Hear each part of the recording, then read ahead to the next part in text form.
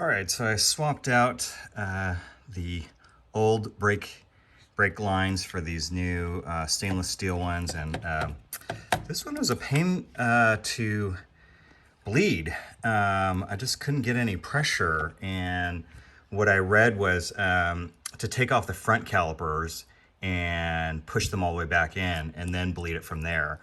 So I did that, and it seems to be a lot better. So to get all this done, though, you actually have to do quite a bit of work to get to these lines. So these lines, you've got to take the front fairing off, which is a few bolts here, and then there's a bolt that holds them together up here, and then the two halves split apart. Actually, let me just try and show that to you. So here's the front half, and then here's the back half, and you've got to get the grommets in the right place and then bolt it all back together. Anyway, got all the lines in, so you can see up in here, there's a splitter, goes to your right caliper and your left caliper for the front. So it's 3 hoses up in the front and then just one in the rear.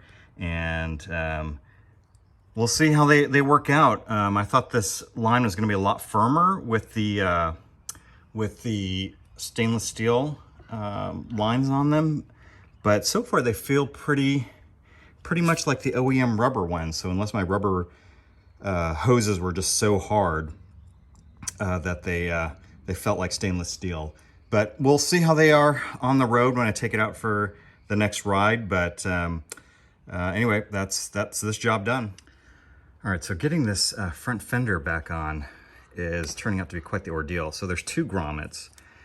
So you can see there's this one that goes on the upper side, and then there's another grommet on the bottom.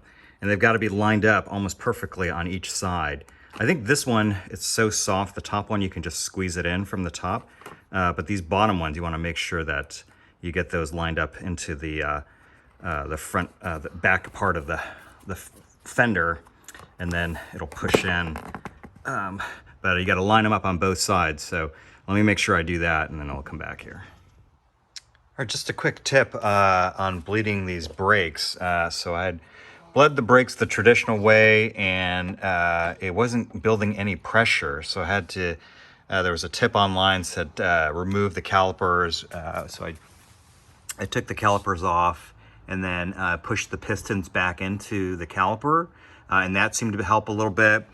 Then I have this power bleeder, and I tried that for a little bit, and that improved it a little bit. But I mean, you can see how much brake fluid I was pulling, and it still seemed to be a little squishy. So my last resort before rebuilding everything was to just put this strap around the brake lever, and then turned it all the way to the left, and then loosened the cap.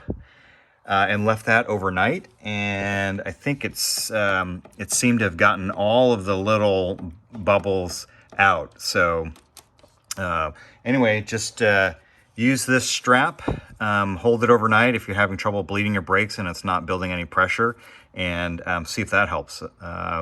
In this case, it did. Otherwise, my next resort was to rebuild this master cylinder and maybe rebuild the brake calipers. But before I did that, I wanted to try this one trick with the lever and the strap, and it seemed to work pretty well. So let me try that and take it on the road for a test ride.